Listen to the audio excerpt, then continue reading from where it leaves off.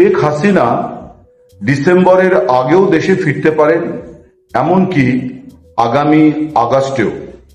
আমি এই বিষয়ে বিস্তারিত আলোচনায় যাওয়ার আগে আরেকবার আপনাদের বলি, শেখ হাসিনার নিজের ঘোষণাটি প্রকাশ্য ঘোষণা বা সরকারিভাবে যে ঘোষণা সেটি কি। তিনি দ্য ওয়ালকে দেওয়া সাক্ষাৎকারে এবং পরে রয়টার্সকে যে সাক্ষাৎকার দিয়েছেন তাতে তিনি বলেছেন যে ডিসেম্বর 2026 অর্থাৎ চলতি বছরের ডিসেম্বরে তিনি ফিরে যাবেন। যদিও তিনি তারিখ বা সময় এই সমস্ত কিছু বলেননি, এমনকি কিভাবে ফিরবেন, কোন উপায়ে ফিরবেন, এই সমস্ত বিষয়ে আওয়ামী লীগ বা শেখ হাসিনা তারা কোনো রকম মন্তব্য করেননি। বাংলাদেশ সরকারের তরফে বলা হচ্ছে যে শেখ হাসিনা একজন সাজাপ্রাপ্ত আসামি, অতএব তার প্রত্যর্পণই হচ্ছে একমাত্র দেশে ফেরার উপায়।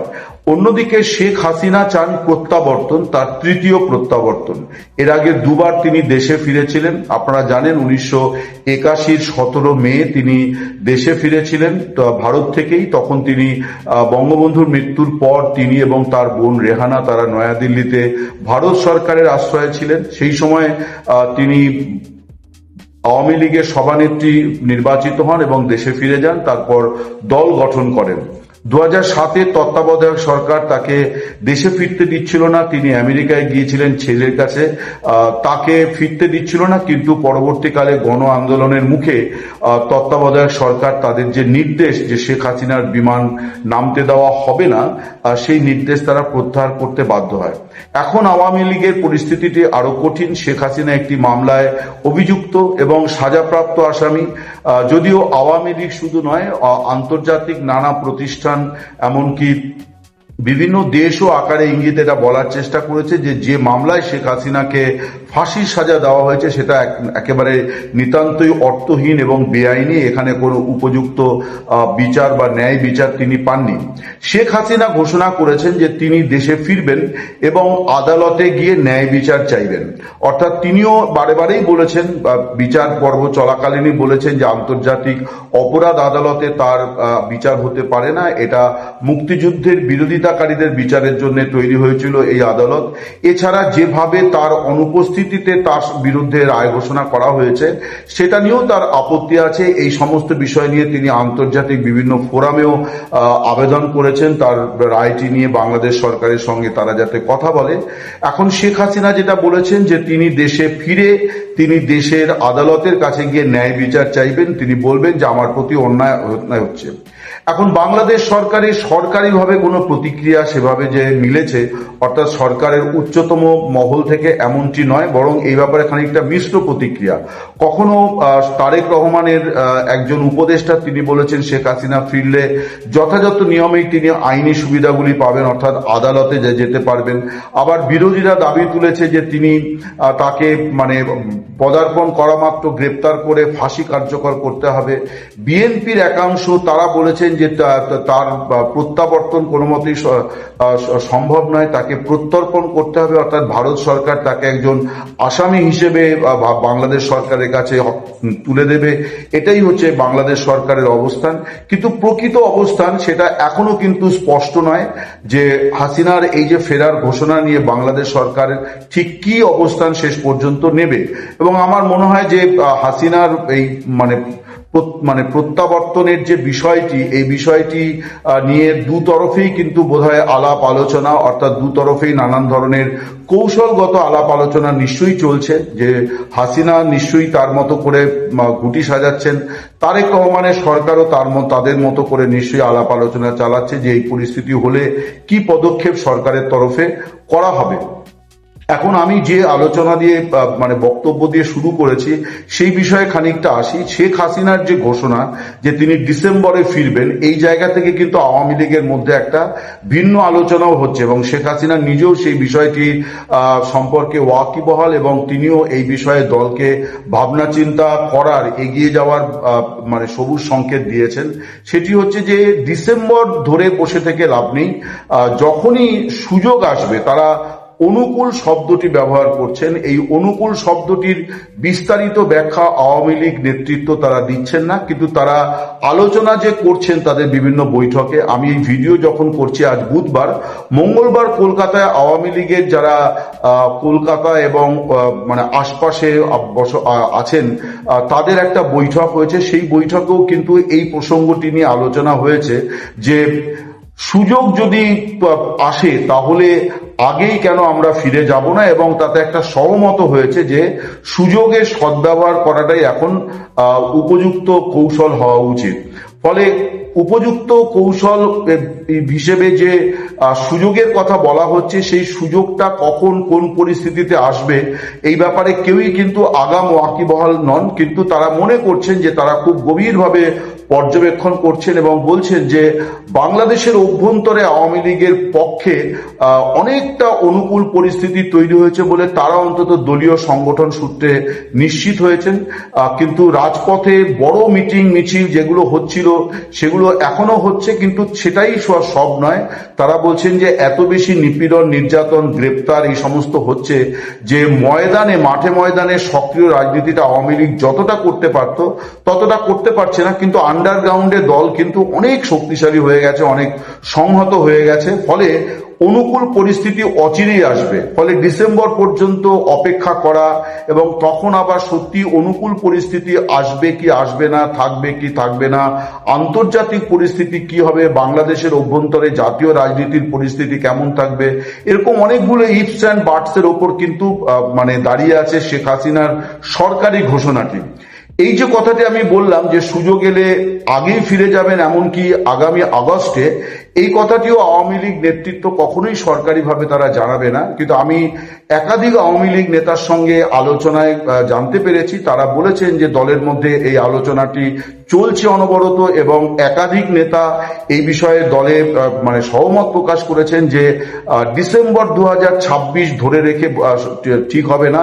আমাদের সবসময় পরিস্থিতি পর্যালোচনা করে একটা অনুকূল পরিস্থিতি যখন আসবে ঠিক তৎক্ষণাৎ।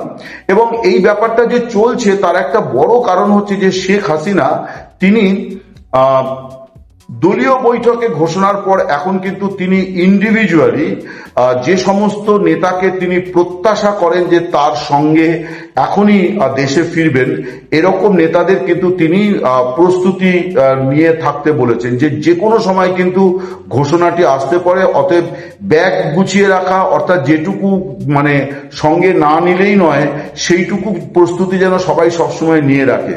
কিছু অর্থকরী সংগ্রহে মানে সঙ্গে থাকা, টাকা পয়সা সঙ্গে থাকা, অর্থাৎ কি পরিস্থিতি হবে দেশে ফিরলে সেটা তো কেউ জানে না। ফলে সে অনুযায়ী তিনি কিন্তু সবাইকেই বলছেন যে একেবারে চূড়ান্ত প্রস্তুতিটা নিয়ে থাকতে হবে, অর্থাৎ ব্যাগ গুছিয়ে মানসিকভাবে প্রস্তুত থাকতে হবে। যে সময় তিনি বলবেন ঠিক সেই সময়তেই রেডি হয়ে যেতে হবে এবং দেশের অভিমুখে রওনা দিতে হবে। ফলে এখন কিন্তু তিনি মানে ব্যক্তিগতভাবে এরকম 4-5 জন নেতার সঙ্গে আমার কথা হয়েছে যারা শেখ হাসিনা তাদেরকে ফোন করেছেন এবং তাদের বলেও দিয়েছেন যে তোমাকে যেতে হবে। ফলে তুমি কিন্তু সেইভাবেই তোমার এখানে যে পরিস্থিতি, দেশে যা পরিস্থিতি সেই অনুযায়ী যে সমস্ত বিষয়গুলো এখনই সেরে ফেলা দরকার সেগুলো সেরে ফেলো। যে কোনো সময় কিন্তু আমি কল দেব এবং দেশে ফিরতে হবে। আমি যেটা জানতে পারছি যে কলকাতায় যে মিটিংটা মঙ্গলবার আলোচনা হয়েছে, একটা ঘরোয়া বৈঠক, সেটা যে একেবারে খুব আনুষ্ঠানিকভাবে বৈঠকটি হয়েছে এমনটিও নয়, কিন্তু একটা বৈঠক হয়েছে। এবং শেখ হাসিনা গতকাল ঠাকুরগাঁও 2 আসনের সংসদীয় আসনের নেতাদের সঙ্গে কথা বলেছেন ভার্চুয়াল মাধ্যমে। এই নিয়ে প্রায় 140টির কাছাকাছি সংসদীয় এলাকায় তিনি কথা বলেছেন। তার পরিকল্পনা ছিল যে ডিসেম্বরের মধ্যে আগেই তিনি 300 আসনের মানে সংসদীয় নেতাদের সঙ্গে ওই সংসদ এলাকার নেতাদের সঙ্গে তিনি কথা বলবেন। কিন্তু দ্বিতীয় ভাবনা হচ্ছে যে অতদিন পর্যন্ত ফেলে রাখা ঠিক হবে না, তিনি কিন্তু খুব দ্রুত এই সংসদীয় কমিটিগুলির বা সংসদ এলাকার নেতৃবৃন্দের সঙ্গে আলাপ আলোচনা কথা বলছেন। গতকাল তিনি যখন ঠাকুরগাঁওয়ের সঙ্গে এই ভার্চুয়াল বৈঠকটি করছিলেন, ঠিক সেই সময় কিন্তু কলকাতাতে নেতারা অনেকেই এই ঘরোয়া আলোচনায় হাজির ছিলেন, যেখানে এই বিষয়টি আলোচনায় ছিল যে ডিসেম্বর নয়, আমরা সুযোগ পেলে আগেই, এমনকি অগাস্ট মাস নিয়ে গতকাল আওয়ামী লীগ একটা বড় কর্মসূচিও ঘোষণা করেছে। আপনারা জানেন অগাস্ট মাস আওয়ামী লীগ পালন করে শোকের মাস হিসেবে। সেই শোকের মাস হিসেবে 31 জুলাই মধ্যরাতে অর্থাৎ 12:01 একটি শপথ গ্রহণ অনুষ্ঠান আছে। সেই শপথ বাক্য পাঠ করা হবে সর্বত্র এবং নেতারা যে যেখানে আছেন সেইখান থেকে তারা ভার্চুয়াল মাধ্যমে যুক্ত হবেন। বাংলাদেশে যেখানে যেখানে আওয়ামী লীগ অনুকূল পরিস্থিতি পাবে সেখানে তারা মাঠে ময়দানে এই শপথ বাক্য পাঠ তারা করবেন। এবার 1 আগস্ট থেকে 15 আগস্ট পর্যন্ত নানান ধরনের কর্মসূচি আছে। এর মধ্যে সবচেয়ে গুরুত্বপূর্ণ হচ্ছে যে আগস্ট মাস জুড়ে শেখ হাসিনা মোট 10টি ভার্চুয়াল বৈঠকে ভাষণ দেবেন।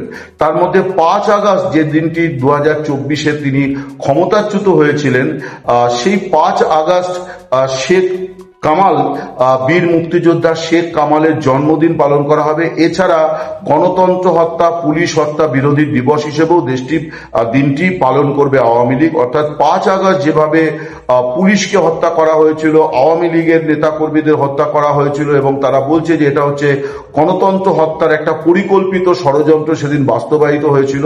ফলে গণতন্ত্র হত্যা বিষয়ক আলোচনা, সেই আলোচনাতেও প্রধান অতিথি হিসেবে প্রধান বক্তা থাকবেন শেখ হাসিনা।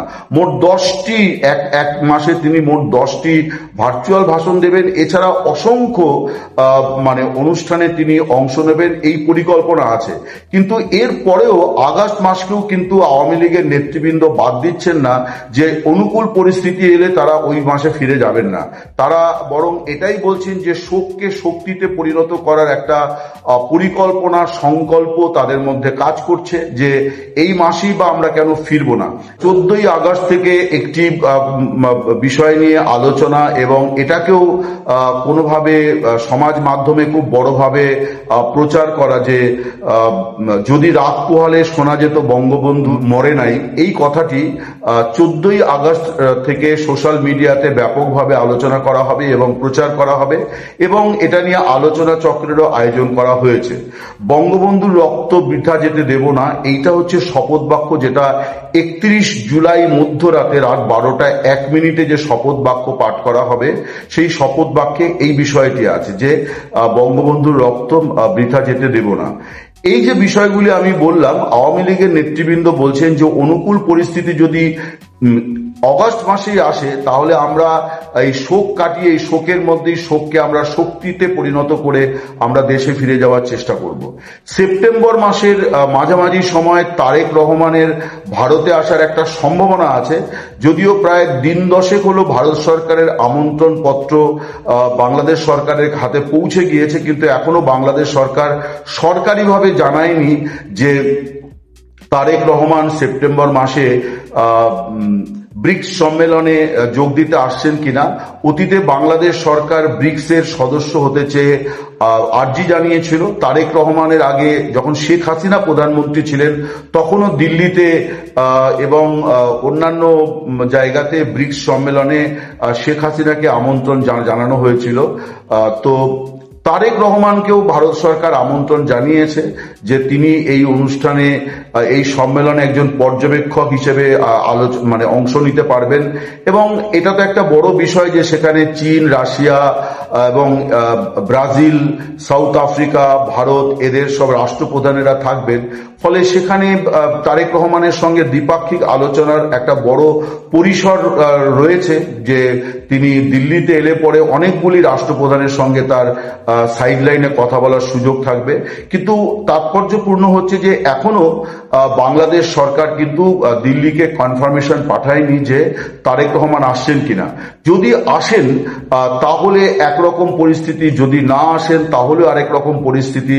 এবার ততদিনে শেখ হাসিনা দেশে ফেরার চেষ্টা করবেন কিনা, এগুলি সবই কিন্তু কতগুলি যদি কিন্তুর উপর নির্ভর করছে। কিন্তু আমি যেটা জানতে পারছি যে এই যে একটা বড় আলোচনা চলছে যে ডিসেম্বর এই জায়গা থেকে কিন্তু এটা সরকারিভাবে আওয়ামী লীগ কখনোই বলবে না, কিন্তু কৌশলগতভাবে তারা আলোচনা করেছে এবং মানে অধিকাংশ নেতা এই বিষয়ে মত দিয়েছেন যে ডিসেম্বর পর্যন্ত অপেক্ষা করাটা বোধহয় বুদ্ধিমানের কাজ হবে না, বরং অনুকূল পরিস্থিতি শেখ হাসিনা ডিসেম্বর পর্যন্ত অপেক্ষা নাও করতে পারেন, কারণ এখন তাদের কাছে প্রায়োরিটি বা অগ্রাধিকার হচ্ছে অনুকূল পরিস্থিতি। ফলে এই যে আগস্ট মাস আসছে, যে মাস আওয়ামী লীগের কাছে শোকের মাস, দীর্ঘদিন তারা এই শোকের মাস পালন করে আসছে, এই শোককে শক্তিতে পরিণত করে তারা আগস্ট মাসেও অনুকূল পরিস্থিতি এলে পরে দেশে ফিরে যাওয়ার চেষ্টা করবে।